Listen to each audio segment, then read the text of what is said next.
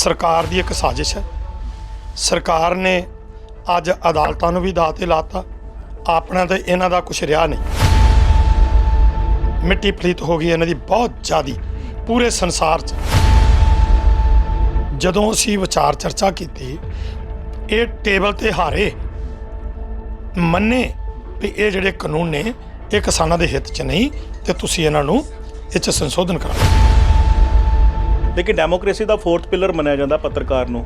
ਉਹਨਾਂ ਦੇ ਖਿਲਾਫ ਵੀ ਲਗਾਤਾਰ ਹੀ ਜਿਹੜੀ ਆਵਾਜ਼ ਚੁੱਕੀ ਜਾ ਰਹੀ, ਉਹਨਾਂ ਨੂੰ ਵੀ ਸਮਨਿੰਗ ਕੀਤੀ ਗਈ। ਕਈ ਰਿਪੋਰਟਰਸ ਜਿਹੜੇ ਨੇ ਉਹਨਾਂ ਦੇ ਖਿਲਾਫ ਵੀ ਜਿਹੜੇ ਆ ਭੇਜੇ ਗਏ ਨੇ, ਲੀਗਲ ਨੋਟਿਸ ਭੇਜੇ ਗਏ ਨੇ। ਜਿਸ ਤਰ੍ਹਾਂ ਕਿਸਾਨ ਜਥੇਬੰਦੀਆਂ ਵੱਲੋਂ ਆਵਾਜ਼ ਆ ਰਹੀ ਹੈ ਕਿ ਬਲਦੇਵ ਸਿੰਘ ਸਰਸਾ ਨੂੰ ਨਹੀਂ ਜਾਣ ਦਿੱਤਾ ਜਾਏਗਾ NIA ਦੇ ਸਾਹਮਣੇ। ਜੋ ਕਿਸਾਨ ਜਥੇਬੰਦੀਆਂ ਕਹਿਣਗੀਆਂ ਮੈਂ ਉਹ ਮੰਨਾਂਗਾ।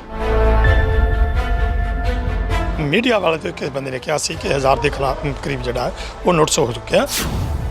ਲੇਕਿਨ ਦਲ ਖਾਲਸਾ ਵੱਲੋਂ ਇੱਕ ਪ੍ਰੈਸ ਕਾਨਫਰੰਸ ਕੀਤੀ ਜਾਂਦੀ, ਉਹ ਕਹਿੰਦੇ ਦੂਜਾ ਕਿਤੇ ਜਲਿਆਂਵਾਲਾ ਬਾਗ ਨਾ ਕਿਤੇ ਬਣ ਜਾਏ ਜਿਹੜਾ ਉੱਥੇ ਕਿਤੇ, ਕਿਉਂਕਿ ਖੂਨ ਦੀਆਂ ਨਦੀਆਂ ਵਹਿ ਸਕਦੀਆਂ ਵਾ ਬੜਾ ਕੁਛ, ਕਿਉਂਕਿ 26 ਤਰੀਕ ਤੱਕ ਉਹਨਾਂ ਨੂੰ ਵੀ ਆ ਕਿ ਅਸੀਂ 26 ਜਨਵਰੀ ਦਾ ਦਿਨ ਗਣਤੰਤਰ ਦਿਵਸ ਮਨਾਉਣਾ ਆ। ਖੇਤੀ ਕਾਨੂੰਨਾਂ ਨੂੰ ਲੈ ਕੇ ਲਗਾਤਾਰ ਹੀ ਕਿਸਾਨ ਜਥੇਬੰਦੀਆਂ ਵੱਲੋਂ ਦਿੱਲੀ ਦੇ ਉੱਤੇ ਬੈਠ ਕੇ ਪ੍ਰਦਰਸ਼ਨ ਕੀਤੇ ਜਾ ਰਹੇ ਨੇ। ਉੱਥੇ ਦੂਸਰੇ ਪਾਸੇ ਜੇਕਰ ਗੱਲ ਕੀਤੀ ਜਾਵੇ, ਬੀਤੇ ਦਿਨੇ ਤੇ NIA ਵੱਲੋਂ ਜੋ ਸਮਨਿੰਗ ਕੀਤੀ ਗਈ ਹੈ ਬਲਦੇਵ ਸਿੰਘ ਸਰਸਾ ਹੋਣਾ ਦੇ ਖਿਲਾਫ, ਤੇ ਉਹਨਾਂ ਨੇ ਵੱਲੋਂ ਵੀ ਜੀ ਅੱਜ ਪ੍ਰੈਸ ਕਾਨਫਰੰਸ ਕੀਤੀ ਗਈ। ਬਲਦੇਵ ਸਿੰਘ ਸਰਸਾ ਸਾਡੇ ਨਾਲ ਮੌਜੂਦ ਨੇ, ਗੱਲਬਾਤ ਕਰ ਲੈਂਦੇ ਹਾਂ।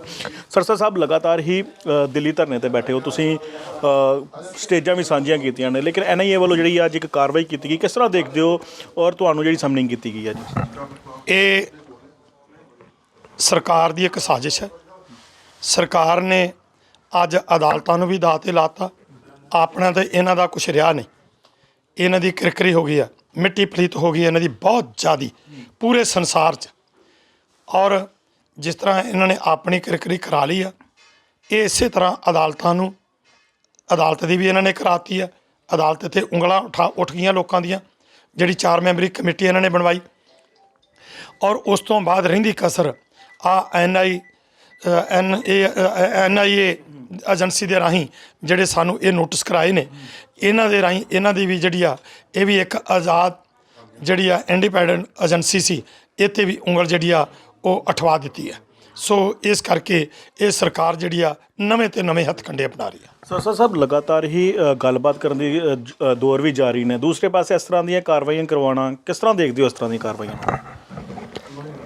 ਸਰਕਾਰ ਮੰਨ ਚੁੱਕੀ ਹੈ ਸਾਡੇ ਕੋਲ ਮੀਟਿੰਗਾਂ 'ਚ ਵੀ ਇਹ ਜਿਹੜੇ ਕਾਨੂੰਨ ਨੇ ਇਹ ਕਿਸਾਨਾਂ ਦੇ ਹਿੱਤ ਵਿੱਚ ਨਹੀਂ। ਪਹਿਲਾਂ ਰੱਟਾ ਲਾਉਂਦੀ ਸੀ ਕਿਸਾਨਾਂ ਦੇ ਹਿੱਤ 'ਚ। ਜਦੋਂ ਅਸੀਂ ਵਿਚਾਰ ਚਰਚਾ ਕੀਤੀ, ਇਹ ਟੇਬਲ ਤੇ ਹਾਰੇ ਮੰਨੇ ਵੀ ਇਹ ਜਿਹੜੇ ਕਾਨੂੰਨ ਨੇ ਇਹ ਕਿਸਾਨਾਂ ਦੇ ਹਿੱਤ 'ਚ ਨਹੀਂ ਤੇ ਤੁਸੀਂ ਇਹਨਾਂ ਨੂੰ ਇਹ 'ਚ ਸੰਸ਼ੋਧਨ ਕਰਾ ਲਓ। ਅਸੀਂ ਆਖਿਆ ਵੀ ਬਿਲਕੁਲ ਨਹੀਂ, ਸੰਸ਼ੋਧਨ ਨਹੀਂ ਕਰਾਵਾਂਗੇ, ਫੇਰ ਬਦਲ ਨਹੀਂ ਕਰਾਵਾਂਗੇ। ਇਹ ਕਾਨੂੰਨ ਰੱਦ ਕਰਾਉਣੇ ਆ, ਤੁਸੀਂ ਰੱਦ ਕਰੋ, ਕਿਉਂਕਿ ਤੁਸੀਂ ਕਾਨੂੰਨ ਦੀ ਉਲੰਘਣਾ ਕੀਤੀ ਹੈ। ਇਹ ਹੈਗਾ ਪ੍ਰਦੇਸ਼ਾਂ ਦਾ ਮਾਮਲਾ, ਸੂਬਿਆਂ ਦਾ ਮਾਮਲਾ ਹੈ। ਸੂਬਾ ਜਿਹੜਾ ਉਹ ਆਪਣਾ ਫੈਸਲਾ ਆਪ ਕਰੇ। ਤੁਸੀਂ ਕਿਉਂ ਕਰਦੇ ਹੋ?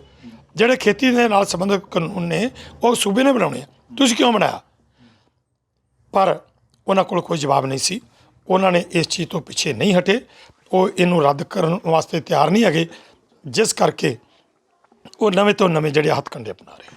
ਜਦੋਂ ਹਮੇਸ਼ਾ ਹੀ ਕਿਸਾਨ ਜਾਂਦੇ ਨੇ ਮੀਟਿੰਗ ਕਰਨ ਵਾਸਤੇ ਕੇਂਦਰ ਸਰਕਾਰ ਦੇ ਨਾਲ, ਵੱਖਰਾ ਹੀ ਸਲੋਗਨ ਲੈ ਕੇ ਜਾਂਦੇ ਨੇ। ਜਿਸ ਤਰ੍ਹਾਂ ਪਹਿਲਾਂ ਤੁਹਾਡਾ ਸਲੋਗਨ ਸੀਗਾ ਕਿ ਯੈਸ ਐਂਡ ਨੋ, ਉਸ ਤੋਂ ਬਾਅਦ ਆਇਆ ਕਿ ਮਰਾਂਗੇ ਮਿਟਾਂਗੇ, ਲੇਕਿਨ ਕਾਨੂੰਨ ਜਿਹੜੇ ਆ ਉਹ ਪਿੱਛੇ ਮਤਲਬ ਕਿ ਹਟਾ ਕੇ ਹੀ ਹਟਾਂਗੇ। ਹੁਣ ਕੱਲ੍ਹ ਇੱਕ ਵਾਰ ਫਿਰ ਤੋਂ ਇੱਕ ਨਵਾਂ ਸਲੋਗਨ ਦੇਖਣ ਨੂੰ ਮਿਲਿਆ।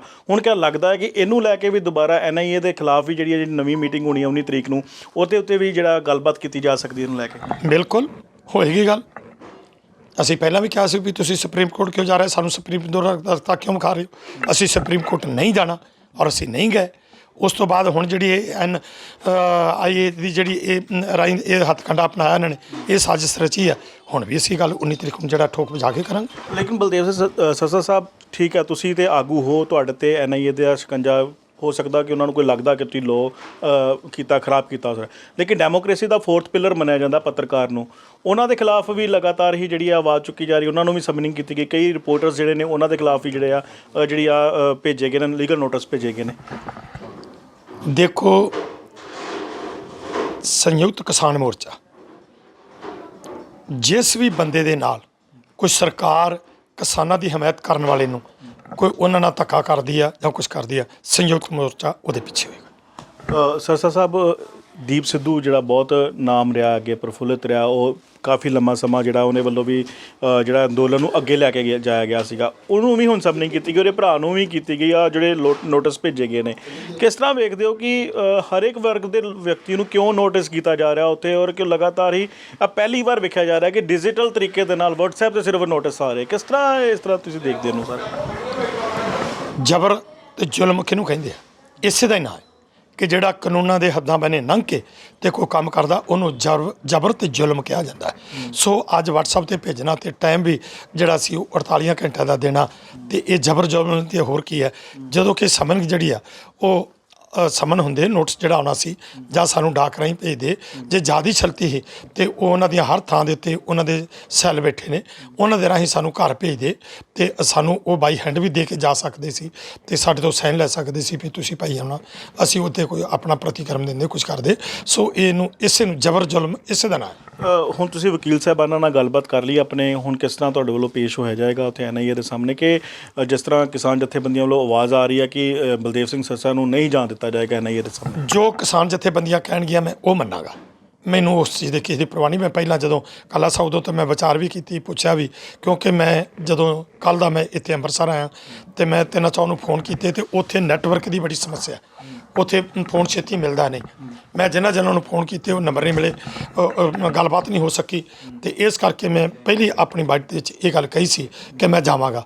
ਪਰ ਹੁਣ ਮੈਂ ਜਿਹੜੀਆਂ ਸਾਡੇ ਸੰਯੁਕਤ ਕਿਸਾਨ ਮੋਰਚੇ ਵੱਲੋਂ ਮੈਨੂੰ ਥੋੜ੍ਹਾ ਜਿਹਾ ਪਤਾ ਲੱਗਾ, ਆਵਾਜ਼ ਆਈ ਹੈ ਕਿ ਸਰਸੇ ਨੂੰ ਅਸੀਂ ਉੱਥੇ ਨਹੀਂ ਪੇਸ਼ ਹੋਣ ਦੇਣਾ, ਜੋ ਸੰਯੁਕਤ ਮੋਰਚਾ ਕਹੇਗਾ ਮੈਂ ਉਹ ਕਰਾਂਗਾ। ਸੱਸਾ ਸਾਹਿਬ, ਇੱਕ ਹੋਰ ਜੰਤਰ ਮੰਤਰ 'ਤੇ ਕਾਂਗਰਸੀਆਂ ਦਾ ਧਰਨਾ ਵੀ ਚੱਲ ਰਿਹਾ ਸੀਗਾ, ਕੱਲ੍ਹ ਰਾਹੁਲ ਗਾਂਧੀ ਉੱਥੇ ਪਹੁੰਚਦੇ ਨੇ, ਉਸ ਤੋਂ ਬਾਅਦ ਉਹਨਾਂ ਨੂੰ ਚੁੱਕ ਲਿੱਤਾ ਜਾਂਦਾ ਆ, ਲਗਾਤਾਰ ਹੀ ਤਸ਼ੱਦਦ ਢਾਇਆ ਜਾਂਦਾ ਆ, ਫਿਰ ਉਹਨਾਂ ਨੂੰ ਦੇਰ ਰਾਤ ਛੱਡਿਆ ਜਾਂਦਾ ਵਾ, ਪ੍ਰੈਸ ਉੱਥੇ ਪਹੁੰਚਦੀ ਉਸ ਤੋਂ ਬਾਅਦ ਛੱਡਿਆ ਜਾਂਦਾ ਹੈ। ਕਿਆ ਲੱਗਦਾ ਹੈ ਕਿ ਇੱਕ ਪ੍ਰੋਪੋਗੰਡਾ ਹੀ ਵੱਖਰਾ ਕੀਤਾ ਜਾ ਰਿਹਾ, ਜਾਂ 26 ਤਰੀਕ ਦਾ ਜਿਹੜਾ ਅੰਦੋਲਨ ਆ, ਬਹੁਤ ਵੱਡਾ ਟਰੈਕਟਰ ਅੰਦੋਲਨ ਆ, ਉਹ ਤੋਂ ਡਰਦੀ ਹੋਈ ਨਜ਼ਰ ਆ ਰਹੀ ਹੈ ਕੇਂਦਰ ਸਰਕਾਰ? ਇਹ ਸਾਰੀਆਂ ਜਿਹੜੀਆਂ ਰਾਜਨੀਤਿਕ ਪਾਰਟੀਆਂ ਨੇ ਨਾ, ਇੱਕ ਥੈਲੀ ਦੇ ਚੱਟੇ ਬੱਟੇ ਨੇ। ਇਹ ਇਹਨਾਂ ਨੂੰ ਜਿਹੜਾ ਹੈ ਉਹ ਕੋਈ ਇਸ ਤਰ੍ਹਾਂ ਨਹੀਂ ਹੈਗਾ ਵੀ ਇਹ ਜਿਹੜੇ ਕਿਸਾਨ ਹਿਤੈਸ਼ੀ ਨੇ, ਜਾਂ ਆਮ ਪਾਰਟੀ ਜਿਹੜੀ ਆ ਉਹ ਕਿਸਾਨ ਹਿਤੈਸ਼ੀ ਆ, ਜਾਂ ਜਿਹੜੇ ਅਕਾਲੀਏ ਜਿਨ੍ਹਾਂ ਨੂੰ ਲੋਕ ਅਕਾਲੀ ਵੀ ਕਹਿੰਦੇ ਨੇ, ਇਹ ਜਿਹੜੇ ਨੇ ਇਹ ਕੋਈ ਕਿਸਾਨ ਹਿਤੈਸ਼ੀ ਨਹੀਂ ਹੈਗੇ। ਇਹ ਸਭ ਜਿਹੜੇ ਨੇ ਇੱਕ ਹੀ ਥੈਲੀ ਦੇ ਚੱਟੇ ਬੱਟੇ ਨੇ, ਚਾਹੇ ਕੋਈ ਕਿਤੇ ਧਰਨਾ ਲਾਵੇ, ਜਾਂ ਕੋਈ ਟਰੈਕਟਰ ਰੈਲੀ ਕਰੇ, ਜਾਂ ਕੋਈ ਤਖਤਾਂ ਦੇ ਆਪਣਾ ਯਾਤਰਾ ਸ਼ੁਰੂ ਕਰਕੇ ਤੇ ਉਹ ਗਵਰਨਰ ਨੂੰ ਮੰਗ ਪੱਤਰ ਦੇਵੇ, ਇੱਕ ਥੈਲੀ ਦੇ ਚੱਟੇ ਬੱਟੇ ਇਹਨਾਂ ਕੋਲ। ਲੱਗਦਾ ਵਾ ਕਿ ਸਿਰਫ ਕਿਸਾਨਾਂ ਦੇ ਜਿਹੜੇ ਅੰਦੋਲਨ ਹੈ ਉੱਤੇ ਰਾਜਨੀਤੀ ਸਿਰਫ ਕੀਤੀ ਜਾ ਰਹੀ ਹੈ, ਤਾਂ ਜੋ ਕਿ ਕਿਉਂਕਿ ਲਗਾਤਾਰ ਹੀ ਕਿਸਾਨਾਂ ਵੱਲੋਂ ਵੀ ਇਹ ਕਿਹਾ ਗਿਆ ਕਿ ਕਿਸੇ ਨੂੰ ਵੀ ਇੱਥੇ ਆਉਣ ਨਹੀਂ ਦਿੱਤਾ ਜਾਏਗਾ, ਤਾਰ ਪੀਟੋ ਨਾ ਹੋ ਸਕੇ। ਇਹ ਜਿੰਨੇ ਰਾਜਨੀਤਿਕ ਲੋਕ ਨੇ ਇਹ ਜੋ ਮਰਜ਼ੀ ਹੱਥਕੰਡੇ ਅਪਣਾਉਣ, ਸੋਚਣ ਵੀ ਇਸ ਕਿਸਾਨੀ ਸੰਘਰਸ਼ ਦੇ ਵਿੱਚੋਂ ਅਸੀਂ ਕੁਝ ਕਾਮਯਾਬੀ ਹਾਸਲ ਕਰਾਂਗੇ, ਵੋਟ ਬੈਂਕ ਜਿਹੜਾ ਉਹ ਪ੍ਰਾਪਤ ਕਰਾਂਗੇ। ਇਹ ਗੱਲ ਨਹੀਂ ਹੋਏਗੀ, ਇਹ ਸਿਰੇ ਨਹੀਂ ਚੜੇਗੀ, ਕਿਉਂਕਿ ਕਿਸਾਨ ਦਾ ਬੱਚਾ ਜਿਹੜਾ ਉਹ ਇਸ ਟਾਈਮ 'ਤੇ ਜਾਗ ਚੁੱਕਾ ਹੈ, ਤੇ ਇਹ ਗੱਲ ਜਿਹੜੀ ਆ ਇਹਨਾਂ ਦੇ ਹੱਥ ਪੱਲੇ ਕੁਛ ਨਹੀਂ ਪਿਆ। ਸੱਸਾ ਸਾਹਿਬ, ਤੁਹਾਡੇ ਨਾਲ ਹੋਰ ਕਿੰਨਿਆਂ ਨੂੰ ਜਿਹੜੀ ਸਮਨਿੰਗ ਕੀਤੀ ਗਈ, ਕੋਈ ਸਿੱਖ ਜਥੇਬੰਦੀਆਂ ਨੂੰ ਵੀ ਸਮਨਿੰਗ ਕੀਤੀ ਗਈ ਹੈ? ਇਹ ਮੈਨੂੰ ਤਾਂ ਇੱਥੇ 5-4 ਦਾ ਹੀ ਅਜੇ ਪਤਾ ਲੱਗਾ, ਬਾਕੀ ਅਜੇ ਪਤਾ ਨਹੀਂ ਲੱਗਿਆ ਕਿੰਨਿਆਂ ਕੁ ਨੂੰ ਹੋਈ ਆ। ਇਹ ਤਾਂ ਅਜੇ ਪਤਾ ਲੱਗੇਗਾ, ਕਿਉਂਕਿ ਮੈਨੂੰ ਤਾਂ ਆਪ ਨੂੰ ਰਾਤ 12 ਵਜੇ ਪਤਾ ਲੱਗਦਾ 11:30, ਤੇ ਮੈਨੂੰ ਅਜੇ ਦੂਜਿਆਂ ਦਾ ਵੀ ਪਤਾ ਲੱਗਾ, ਫਿਰ ਅਜੇ ਟੈਲੀਫੋਨ ਉੱਥੇ ਹੋ ਨਹੀਂ ਸਕਿਆ, ਤੇ ਜੇ ਗੱਲਬਾਤ ਨਹੀਂ ਹੋ ਸਕੀ ਉੱਥੋਂ ਪਤਾ ਲੱਗੇਗਾ। ਬਾਕੀ ਜਿਵੇਂ ਆਉਣਗੇ ਫਿਰ ਹੀ ਪਤਾ ਲੱਗਣਾ, ਜੇ ਕੀ ਪਤਾ ਕਿੰਨਿਆਂ ਕੁ ਨੂੰ ਹੋਰ ਕਰਦੇ ਨੇ। ਲਗਾਤਾਰ ਜੋ ਤੁਹਾਡੇ ਵੱਲੋਂ ਪ੍ਰੈਸ ਕਾਨਫਰੰਸ ਕੀਤੀ ਗਈ, ਤੁਸੀਂ ਕਿਹਾ ਕਿ 1000 ਦੇ ਕਰੀਬ ਜਿਹੜੇ ਲੋਕ ਨੇ ਉਹਨਾਂ ਨੂੰ ਇਹ ਜਿਹੜਾ ਲੀਗਲ ਨੋਟਿਸ ਜਿਹੜਾ ਭੇਜਿਆ ਗਿਆ ਵਾ, ਤੁਹਾਨੂੰ ਕੋਈ ਰੇਸ਼ੋ ਹਜੇ ਤੱਕ ਹੋਰ ਪਤਾ ਲੱਗ ਪਾਈ ਕਿ ਨਹੀਂ? ਇਹ ਮੈਨੂੰ ਸੁਣਨ 'ਚ ਆਇਆ, ਤੁਹਾਡੇ ਮੀਡੀਆ ਵਾਲੇ ਤੋਂ ਕਿਸੇ ਬੰਦੇ ਨੇ ਕਿਹਾ ਸੀ ਕਿ 1000 ਦੇ ਕਰੀਬ ਜਿਹੜਾ ਉਹ ਨੋਟਿਸ ਹੋ ਚੁੱਕਿਆ। ਅਜੇ ਪੱਕਾ ਨਹੀਂ ਹੈਗਾ ਵੀ ਕਿੰਨਾ ਹੈ, ਕਿਉਂਕਿ ਤੇ ਮੈਂ ਤਾਂ ਜਿਸ ਤਰ੍ਹਾਂ ਸੁਣਿਆ, ਮੈਂ ਸੁਣੀ ਗੱਲ ਕੀਤੀ ਆ, ਮੈਂ ਪੱਕੀ ਗੱਲ ਨਹੀਂ ਕੀਤੀ। ਮੈਂ ਉਹ ਗੱਲ ਜਿਹੜੀ ਆ ਮਤਲਬ ਕਿ ਦਾਅਵੇ ਨਾਲ ਉਹੀ ਗੱਲ ਕਰਾਂਗਾ ਜਿਹਦਾ ਮੈਨੂੰ ਪਤਾ ਹੋਵੇਗਾ। ਜਿਹੜੀ ਗੱਲ ਦਾ ਮੈਨੂੰ ਪੱਕਾ ਨਹੀਂ ਹੈਗਾ ਉਹ ਮੈਂ ਦਾਅਵੇ ਨਾਲ ਨਹੀਂ ਕਹਿ ਸਕਦਾ, ਮੈਂ ਇਹ ਕਹਿ ਸਕਦਾ ਕਿ ਮੈਨੂੰ ਪਤਾ ਲੱਗਾ ਬਸ। ਦੀਪ ਸਿੱਧੂ ਦੇ ਉਹਦੇ ਭਰਾ ਦੇ ਖਿਲਾਫ ਕਿਸ ਤਰ੍ਹਾਂ ਦੇਖਦੇ ਹੋ ਜੇ ਨੋਟਿਸ ਆਇਆ?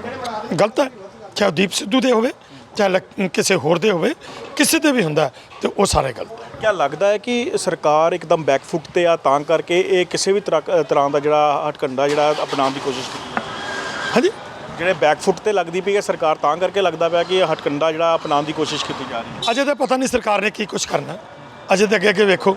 ਉਹ ਕਹਿੰਦੇ ਆ ਨਾ, ਆਗੇ ਦੇਖੋ ਕਿਆ ਹੋਤਾ ਹੈ, ਲੇਕਿਨ ਦਲ ਖਾਲਸਾ ਵੱਲੋਂ ਇੱਕ ਪ੍ਰੈਸ ਕਾਨਫਰੰਸ ਕੀਤੀ ਜਾਂਦੀ, ਉਹ ਕਹਿੰਦੇ ਦੂਜਾ ਕਿਤੇ ਜਲਿਆਂਵਾਲਾ ਬਾਗ ਨਾ ਕਿਤੇ ਬਣ ਜਾਏ ਜਿਹੜਾ ਉੱਥੇ ਕਿਤੇ, ਕਿਉਂਕਿ ਖੂਨ ਦੀਆਂ ਨਦੀਆਂ ਵਹਿ ਸਕਦੀਆਂ ਵਾ ਬੜਾ ਕੁਛ, ਕਿਉਂਕਿ 26 ਤਰੀਕ ਤੱਕ ਉਹਨਾਂ ਨੂੰ ਵੀ ਆ ਕਿ ਅਸੀਂ 26 ਜਨਵਰੀ ਦਾ ਦਿਨ ਗਣਤੰਤਰ ਦਿਵਸ ਮਨਾਉਣਾ ਆ, ਲੇਕਿਨ ਜਿਹੜਾ ਤਾਰ ਪੀਟੋ ਕੀਤਾ ਜਾਵੇ ਜਾਂ ਤਾਂ ਜੋ ਕਿ ਟਰੈਕਟਰ ਮਾਰਚ ਨਾ ਉੱਥੇ ਹੋ ਪਾਵੇ।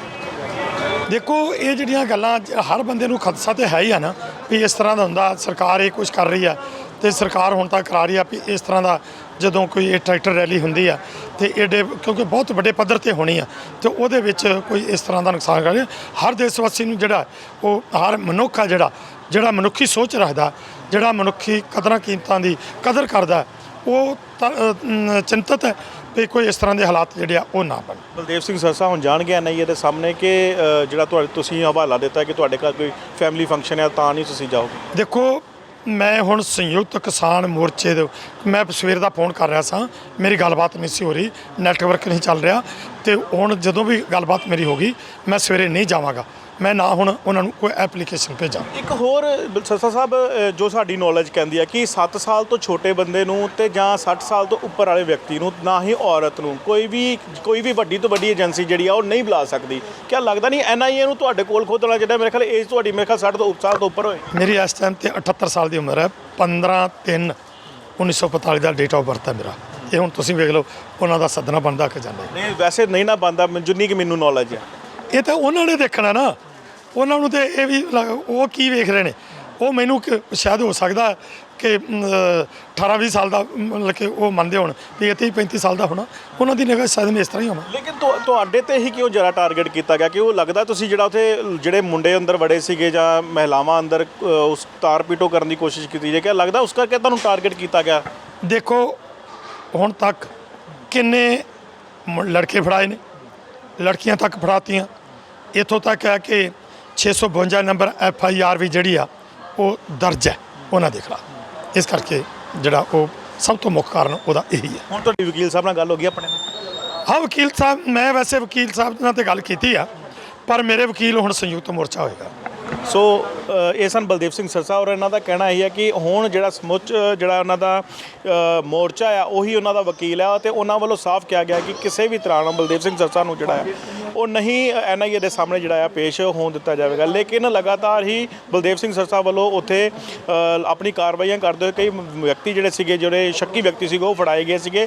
ਉਹਨਾਂ ਨੂੰ ਲੱਗਦਾ ਕਿ ਸ਼ਾਇਦ ਹੋ ਸਕਦਾ ਕਿ ਉਸੇ ਕਰਕੇ ਇਹਨਾਂ ਦੇ ਖਿਲਾਫ ਜਿਹੜੀ ਆ ਕਾਰਵਾਈ ਕੀਤੀ ਗਈ। ਲੇਕਿਨ ਬਲਦੇਵ ਸਿੰਘ ਸਰਸਾ ਦੇ ਨਾਲ ਕਈ ਹੋਰ ਸਿੱਖ ਆਗੂ ਵੀ ਨੇ ਜਿਨ੍ਹਾਂ ਦੇ ਖਿਲਾਫ ਜਿਹੜੀ ਆ ਉਹ ਕਾਰਵਾਈ ਜਿਹੜੀ ਆ ਉਹ ਕੀਤੀ ਗਈ ਹੈ। ਲੇਕਿਨ ਹੁਣ ਬਲਦੇਵ ਸਿੰਘ ਸਰਸਾ ਦਾ ਕਹਿਣਾ ਇਹ ਹੈ ਕਿ ਜੋ ਵੀ ਕਿਸਾਨ ਸਮੁੱਚਾ ਜਿਹੜਾ ਉਹਨਾਂ ਦਾ ਵਰਗ ਆ ਉਹ ਕਹੇਗਾ ਉਸੇ ਸਿਸਟਮ ਦੇ ਨਾਲ ਹੀ ਉਹ ਉੱਤੇ ਜਿਹੜਾ NIA ਦੇ ਸਾਹਮਣੇ ਪੇਸ਼ ਹੋਣਗੇ, ਚਾਹੇ ਨਹੀਂ ਹੋਣਗੇ ਇਹ ਤੇ ਹੁਣ ਉਹੀ ਦੱਸਣਗੇ। ਲੇਕਿਨ ਕਿਤੇ ਨਾ ਕਿਤੇ ਇੱਕ ਵਾਰ ਫਿਰ ਤੋਂ NIA ਵੱਲੋਂ ਜਿਹੜਾ ਆ ਉਹ ਬਲਦੇਵ ਸਿੰਘ ਸਰਸਾ ਦੇ ਖਿਲਾਫ ਜਿਹੜੀ ਆ ਉਹ ਇੱਕ ਨੋਨ ਲੀਗਲ ਨੋਟਿਸ ਜਿਹੜਾ ਆ ਉਹ ਭੇਜਿਆ ਗਿਆ। ਔਰ ਹੁਣ ਬਲਦੇਵ ਸਿੰਘ ਸਰਸਾ ਵੱਲੋਂ ਅੱਜ ਪ੍ਰੈਸ ਕਾਨਫਰੰਸ ਕਰਕੇ ਕਿਹਾ ਇਹੀ ਆ ਰਿਹਾ ਕਿ ਹੁਣ ਉਹ ਨਹੀਂ ਪੇਸ਼ ਹੋਣਗੇ, ਜੇ ਅਗਰ ਕਿਸਾਨ ਸੰਘਰਸ਼ ਕਮੇਟੀਆਂ ਜਿਹੜੀਆਂ ਉਹਨਾਂ ਨੂੰ ਕਹਿੰਦੀਆਂ ਕਿ ਨਹੀਂ ਪੇਸ਼ ਹੋਣਾ ਤੇ ਉਹ ਨਹੀਂ ਪੇਸ਼ ਹੋਣਗੇ।